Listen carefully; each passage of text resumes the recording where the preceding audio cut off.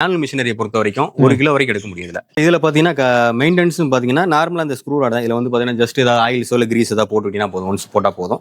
மத்தபடி வேற எதுவும் போட வேண்டிய அவசியமே இல்லை.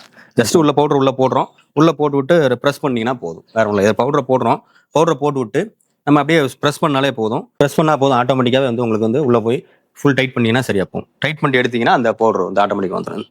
சார் இது வந்து உங்களுக்கு வந்து 70 கிலோ வரும் சார் வெயிட். இதுலேயே வந்து பாத்தீங்கன்னா உங்களுக்கு இந்த சைஸ் இருக்கு இல்லையா, பார் சைஸ் இருக்கு இல்லையா, பார் சைஸ் நம்ம போட்டுறது வந்து பாத்தீங்கன்னா இப்போ வந்து இது வந்து 6க்கு 8 சைஸுங்க, 8 இன்ச்சுக்கு 6 இன்ச்சு சைஸ். இதுலயே ஒரு சிலர் வந்து 4க்கு 4 கேட்பாங்க, 4க்கு 6 கேட்பாங்க.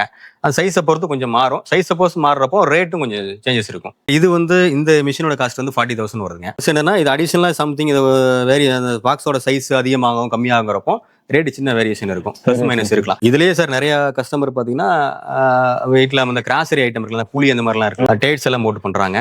பட் என்னன்னா இந்த இது மட்டும் உங்களுக்கு எஸ்எஸ்ல வரும். ஓகே, எஸ்எஸ்ல வரும். இந்த பாக்ஸ் இந்த செட்டப் இது மட்டும் எஸ்எஸ்ல வரும்.